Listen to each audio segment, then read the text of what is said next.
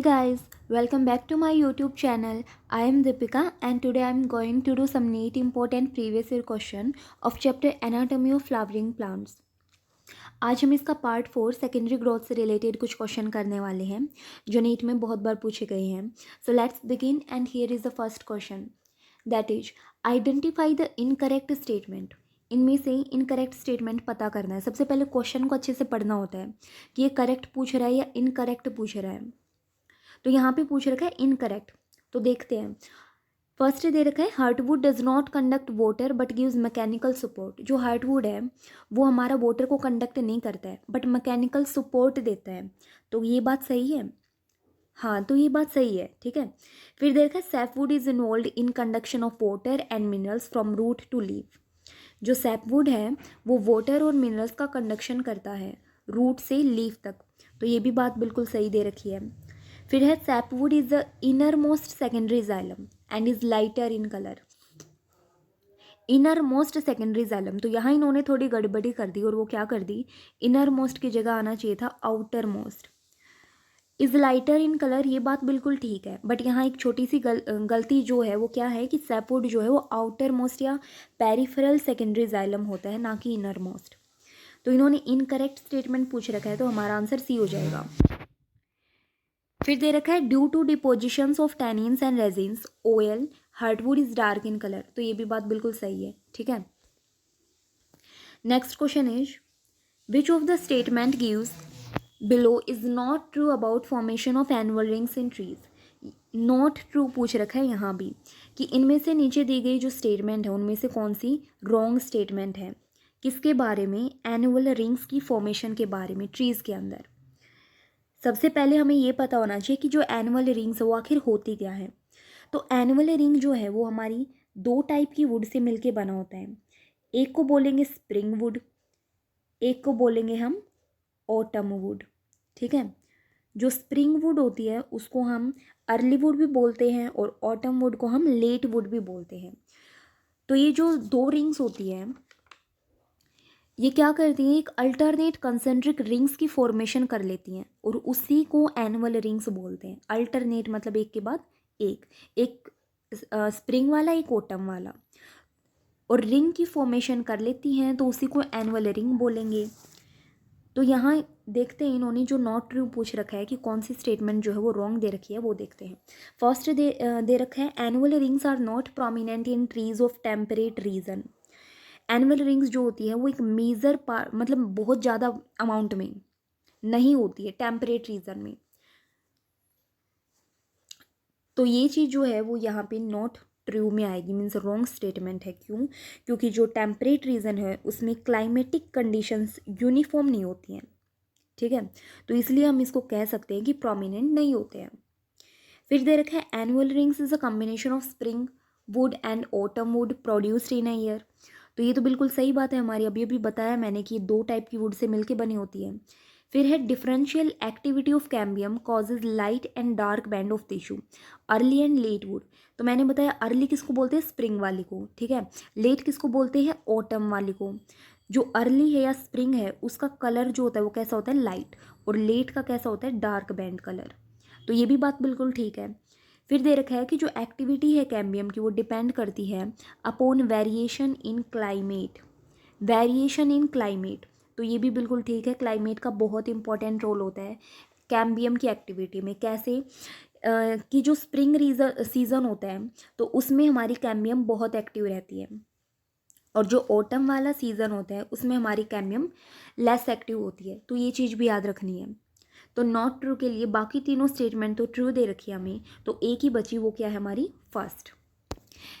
ये जो है वो नीट 2019 का क्वेश्चन था. फिर दे रखा है इन्होंने next question secondary xylem and phloem in dicot stem are produced by. जो डाइकोट स्टेम है उसके अंदर जो सेकेंडरी जाइलम और फ्लोएम बनता है हमारा, तो वो किसके थ्रू प्रोड्यूस होता है, apical meristem, vascular cambium, phellogen या एक्सिलरी मेरिस्टम्स. ये नीट 2018 में पूछा गया क्वेश्चन है. So the right answer is B, vascular cambium. Vascular cambium एक टाइप होती है किसकी, लेटरल मेरिस्टम की. ये प्रोड्यूस करेगा secondary tissue that is xylem and phloem. कब? सेकेंडरी ग्रोथ के दौरान, ठीक है। तो एक टाइप का लेटरल मेरिस्टम ही होता है। लेटरल मेरिस्टम के दो टाइप होते हैं, एक तो वेस्कुलर कैम्बियम आ जाएगा, एक क्या आ जाएगा हमारा कोर्क कैम्बियम। ये चीज़ भी ध्यान रखनी है। Next question is plants having little और नो सेकेंडरी ग्रोथ्स आर। वो प्लांट्स जिनके पास या तो बहुत कम या फिर बिल्कुल ही नहीं क्या चीज़ सेकेंडरी ग्रोथ नहीं होती है। तो किस में नहीं होती है? तो सेकेंडरी ग्रोथ तो हमारे मोनोकोट्स में नहीं होती है, ठीक है, मोनोकोट्स के अंदर। और यहाँ पे हमें एग्जाम्पल दे रखे और हमें ये पता करना है कि इनमें से मोनोकोट कौन सा है। ग्रासेस, डेसिडियस एंजियोस्पर्म्स, कॉनिफर्स या फिर साइकेड्स। ऑब्वियस सी बात है ग्रासेस। ग्रासेस हमारे क्या होते हैं? मोनोकोट्स होते हैं। तो मोनोकोट के अंदर सेकेंडरी ग्रोथ नहीं होती है। क्यों नहीं होती है? सेकेंडरी ग्रोथ क्यों नहीं होती है? क्योंकि उनके पास लेटरल मेरिस्टम नहीं होता है। लेटरल मेरिस्टम मतलब वेस्कुलर कैम्बियम या फिर कोर्क कैम्बियम, तो ये चीज़ नहीं होती है, जिसके कारण से सेकेंडरी ग्रोथ नहीं होगी। तो ये चीज़ ध्यान रखनी है।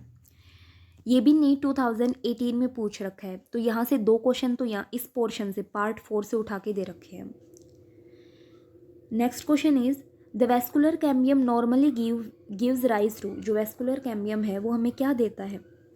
तो अभी अभी पढ़ा था हमें, क्या सेकेंडरी जाइलम और फ्लोएम की फॉर्मेशन करता है। तो देखते हैं, प्राइमरी फ्लोएम देता है, सेकेंडरी जाइलम, पेरिडर्म या फिर phelloderm.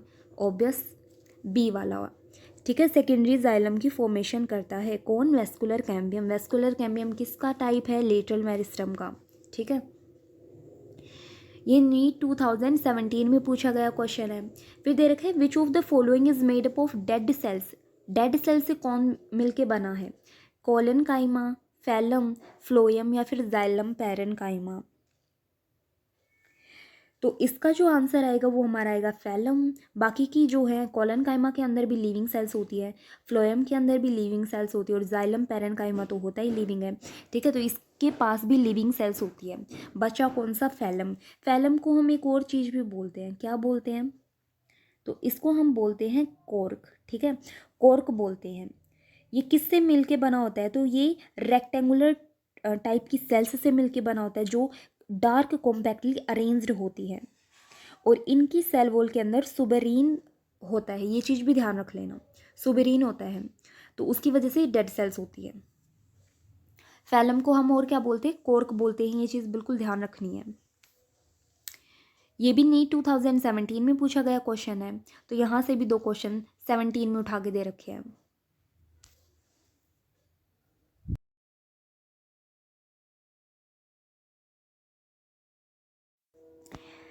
So next question is identify the wrong statement in context of hardwood.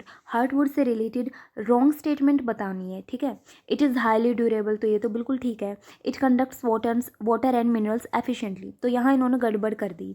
क्या चीज़? जो hardwood है, जो हमारा एक सेकेंडरी जाइलम का एक पार्ट होता है, तो वो नॉन फंक्शनल पार्ट होता है सेकेंडरी जाइलम का, तो वो वाटर और मिनरल्स को कंडक्ट नहीं करता है।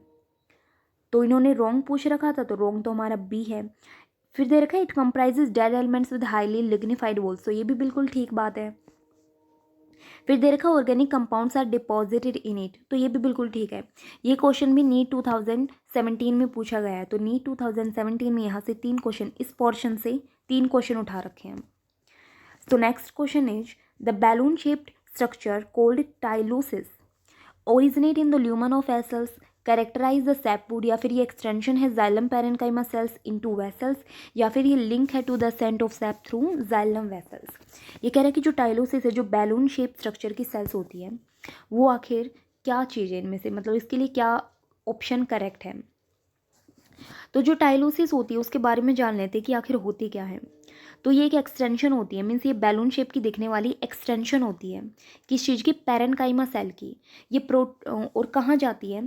तो जो सेल वॉल होता है जाइलम वेसल्स और ट्रैकिड का, उसमें एक पिट होता है, उस पिट के अंदर ये इनके ल्यूमन में चली जाती है, ठीक है। तो हम कहेंगे tylosis are the balloon shaped extension of parenchyma cell that protrude into the lumen of xylem vessel या फिर tracheid through a pit in cell wall. So right answer is C, extension होती है xylem parenchyma cells into vessels. तो ये option हमारा ठीक हो जाएगा और बाकी के इसके हिसाब से गलत है। और एक चीज़ और याद रखनी है स्टाइलोसिस से रिलेटेड, क्या चीज़, कि जो टैनिन्स है, गम्स है, पिगमेंट्स हैं, तो जब उनका फिलिंग हो जाता है स्टाइलोसिस के अंदर तो हार्टवुड का डार्क कलर शो होता है, तो वो टाइलोसिस के कारण ही होता है, जब इसके अंदर हमारे वो पिगमेंट्स या गम्स या फिर टैनिन फिल होते हैं। तो ये चीज़ भी याद रखनी है इससे रिलेटेड। फिर दे रखा है read the different components from 1 to 4 in the list given below and tell the correct order of components with reference to their arrangement from outer side to inner side in a woody dicot stem.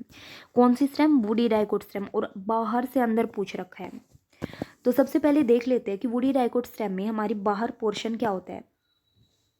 तो woody dicot stem में जो सबसे outer most layer होती है वो होती है phellum की। किसकी? फैलम की आउटर मोस्ट लेयर होती है। फैलम को हम कोर्क भी बोलते हैं, ठीक है।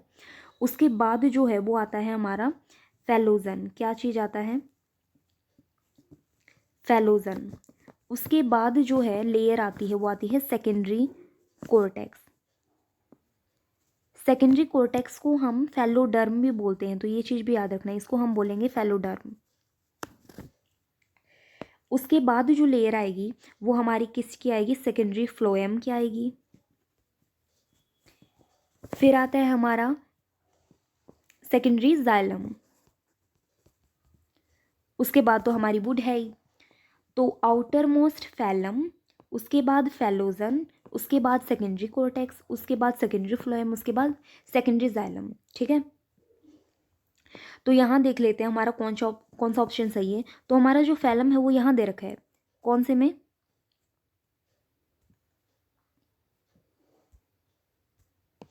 यहाँ दे रखा है फोर्थ वाले में। तो फोर्थ वाले में दे रखा है सबसे पहला फैलम, ठीक है।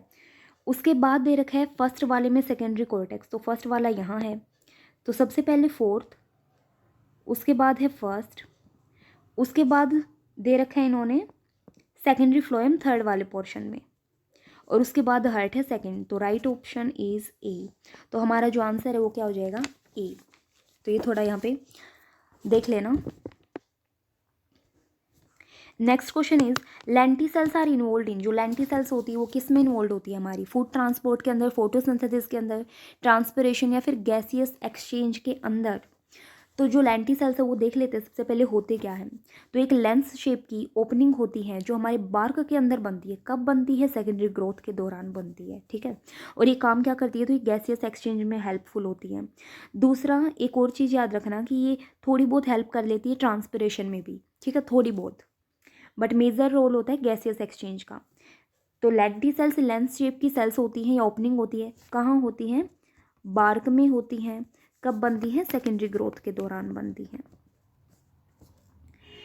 Next question is age of tree can be estimated by. जो एज है ट्री की वो हम कैसे पता कर सकते हैं? नंबर ऑफ एनुअल रिंग से, diameter of its heartwood, its height and girth, या फिर बायोमास। तो ये चीज़ याद रखना कि नंबर ऑफ एनुअल रिंग से हम ट्री की एज पता कर सकते हैं। कैसे पता कर सकते हैं? तो जो एनिमल रिंग्स है, तो मैंने बताया था जो एनिमल रिंग्स है वो दो टाइप की हमारी वुड से मिलके बना होता है। एक तो कौन सा है? स्प्रिंग वुड, एक है ऑटम वुड, मतलब दो टाइप के बैंड, ठीक है। एक लाइट बैंड, एक डार्क बैंड। तो एक साल के अंदर ये दो ही बैंड बनते हैं और इनको मिला के हम एक एनिमल रिंग बोलेंगे। तो हम उस एनिमल रिंग्स को गिन के पता कर सकते हैं कि इस जो प्लांट है उसकी एज कितनी है। तो ये चीज़ होती है इसमें। Next question is interfascicular cambium develops from the cells of. जो इंटरफेसिकुलर कैम्बियम होता है वो हमारी किसकी सेल्स से डेवलप होता है? तो वो हमारी मेडुलरी रेज से डेवलप होता है। तो इसके लिए ये चीज़ याद रख लेना। फिर दे रखा है the common bottle cork is the product of. जो कॉमन बोटल कॉर्क है वो किसका प्रोडक्ट है? डर्मेटोजन का, फेलोजन का, जाइलम का, या फिर वेस्कुलर कैम्बियम का।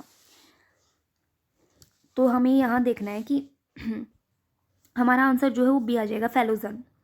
क्या होता है कि जो सेल होती है कॉर्क कैम्बियम की वो डिवाइड हो जाती हैं। किस चीज़? कौन सी सेल्स? कॉर्क कैम्बियम की।